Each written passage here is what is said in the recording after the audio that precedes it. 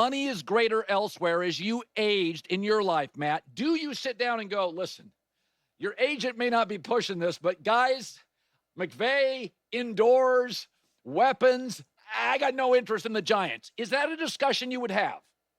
You discuss it all. And I would even say, what University of Georgia is a long way from home, friends, all that stuff. But I think kids and family, like all the stuff comes into it. It's not just X's and O's. It's not just coaches. But there's some excitement. I would also just say it's a two-way street. If you're the Rams, you're saying to yourself, okay, how many more years is he going to play? So do we want high level quarterback play for another year or two, and then what? Or you look around at some like what some of these other teams have done, like where you just have consistent high level quarterback play and you hand the baton off smoothly. A lot of people talk about Green Bay, but there's other teams that have had a smooth baton handoff. What if you did let Matthew Stafford go and, you were able to get a younger, slightly cheaper option? Maybe it is Sam Darnold coming back to, LA, who knows? But I do think it's a two-way street. All of this gets discussed and it usually gets discussed at the combine. People think the combine's all about college kids working out. It's where a lot of deals get done as well. Yeah, you're right. Somebody said this to me yesterday. A buddy of mine, John Middlecoff, former scout with the Eagles, Andy Reid hired him, and he said the difference between Stafford and Aaron Rodgers, Stafford will stay in that pocket and take shots. He will wait that extra half second. Aaron doesn't want to get hit at this point. Like he doesn't have any real interest. And he said that's the difference. It's not arm talent. It's not that one moves great and one can't move. It's that Stafford is in it to win it, and he's going to take shots, and he's going to sit in that pocket. And he said, I don't know if Aaron at this point in his career is interested in that. What is your interpretation on where Aaron is today if the Rams got him for 2 years? Yeah. So first of all, no quarterbacks like to get hit. So I can speak, confidently about that. Stafford makes it look good. He's always got blood somewhere, kind of like Kurt Schilling with the bloody sock. He's always got like a bloody elbow, a bloody hand, like something. I don't see the Rams moving on from Matthew Stafford with the chemistry and the rapport. Like they're just next level, no look passes all day long, and going to Aaron Rodgers. It's kind of like, I don't know why you would do that. I think what you would do is maybe that baton, that handoff. So you have, you go from basically find your Jordan Love, so to speak. Yeah. That's what I could see happening.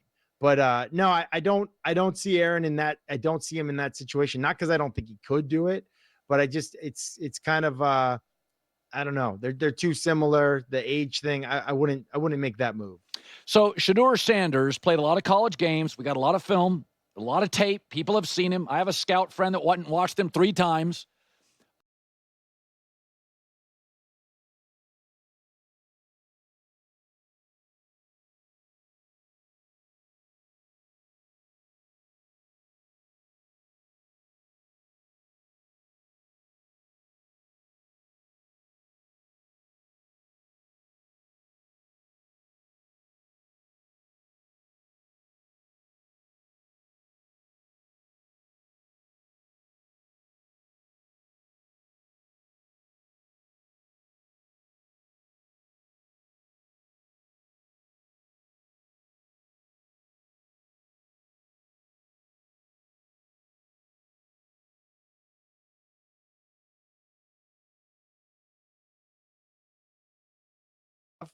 But no, the smarter thing is to not throw, wait and just throw on your pro day. But I know it's gonna be hard watching. I know that it's gonna be boring and hard, and you're gonna like want to be one of the guys, getting that arm on tape. The good thing, like you said, is his arm's already on tape, so people can go look at that. So he's got good film out there. So the Darnold thing kind of throws me for a loop. I like him. I like him a lot. I think you love him. You love him. You don't like him. You love him. I do. And I also kept saying all year, I was waiting for the shoe to drop. That Lions game, I'm like, I know Sam. He can be reckless. He's got a little Carson Wentz where, series to series, he looks like the best guy in the league. And then all of a sudden, what does it tell you that a story comes out that Minnesota is considering options here and re-signing him? What does that tell you, Matt? It tells me that everyone else did their offseason evaluation and it's now getting leaked. He's the number 1 free agent quarterback that people are going to be looking for. Everyone else around the league likes their girlfriend more than they know they should like their girlfriend is basically what I'm saying. They love him. He's their top guy. That's he's on the top of their list. And they're like, oh shoot, he's on the top of their list. Like maybe we should relook at him a little bit closer. But they're well positioned. They have JJ McCarthy, they have Daniel Jones, they have options. That'll be an interesting one to see. I think that's the big domino that will decide. I mean, Stafford and Darnold, those are the two dominoes that'll decide a lot here. What are you doing? And we can use Sam Darnold on this. What did you do in late February, early March?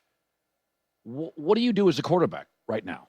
Yeah, every year is a little bit different. The strength coaches will tell you get away, recharge, play other sports that are safe, obviously, do other types of training. Like if you've never, they play pickleball, some guys play basketball, that kind of stuff, cardio, maybe you do CrossFit, Pilates, like whatever. Work on what you think you need to do to get healthy and get back so that you can be ready for your off-season training program. There'll be, some guys go to a quarterback guru. Some people do off-season studies, but a lot of it is something new and fresh and cross training. Remember one year I went to Vancouver and lived up there for a little while and trained with a guy that trained mostly hockey players, hockey and soccer, ironically. And that was incredible for me. One time I went down to Arizona and spent time with a guy that dealt with baseball players and pitchers and that kind of thing.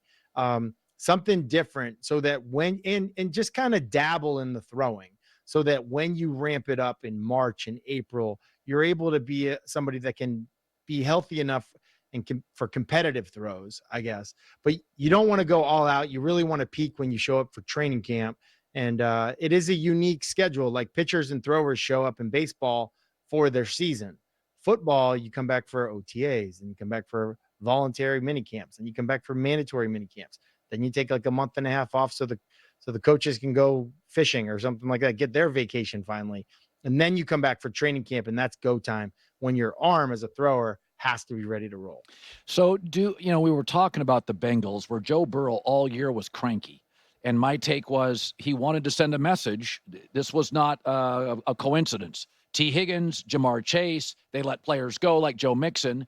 And Joe, to his credit, said, listen, I look around the league at Philadelphia's roster. I look around the league at the Niners roster. We got to find money.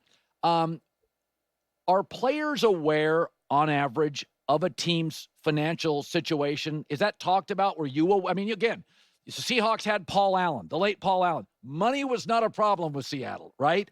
But not every organization has a Stan Kroenke or a Jeffrey Lurie. I mean, you tell me. Did you know about finances of your team and what they could afford and what they couldn't and where they were at? At the highest level, like the teams that have all the money and the teams that have the least amount of money. And because your agents are telling you. I think the unfortunate thing for the Cincinnati Bengals, like going way back, they were a team that wasn't spending money. They weren't spending money on scouts. Like when I was coming out of the draft, every team had coaches and scouts. The Bengals basically had coaches who also did the scouting. Wow. I don't think it was actually the worst thing, but it was back in the day. It was different. Now, I think the Bengals are not the Bengals that they used to be. I think they're willing to pay. I mean, they obviously paid Joe Burrow. They're going to pay people, but you have to get creative. Now, listen, they had a lot of money spent on offense this year, and you saw that didn't work out for them as a team. So they got to figure out, like everybody else, how to put the pieces of the puzzle together. When they went to the Super Bowl, they had a formula. It was free agency on one side of the ball, and it was draft on the other side of the ball. But about these fantasy players that you can't lose guys like a BJ Hill. You can't lose the glue guys that hold the team together. And so it's not quite as easy as you think. And when you have a quarterback making that much money, it gets a lot more difficult. So we'll see. He said he's open to restructuring. But I would just say there's a lot of teams out there that are willing to pay and can pay top dollar for T. Higgins. Finally, NFL changed its kickoff. People didn't like the optics. The numbers are out. Concussions down, returns up. What do you make of that, and what did you make of the change? I think it's great. I think it's a credit to the NFL and the NFLPA, and then also to the special teams coaches who worked in collaboration with the competition committee at the combine and said, hey, here's what we think would work. I think it was data driven, which I really appreciate. There aren't a lot of concussions on punts. There's way too many concussions on kickoffs. How can we make a kickoff look more like a punt? Now, I would say there's sort of the law of unintended consequences. Now your kicker's got to tackle because it's a lot more easy to design up plays. Now your kicker's got to tackle. So I think you probably saw, I don't have the data here, you probably saw more injuries of kickers this year because they were forced to, I don't know, play a little 9-on-7 ball. So we'll see. Maybe it opens up more opportunities for aspiring kickers out there. Teams don't get through the season with just one guy. Matt Hasselbeck. You said you've been to the combine. Do you make the trip? I know you played for the Colts. It's in Indianapolis. Do you go to it?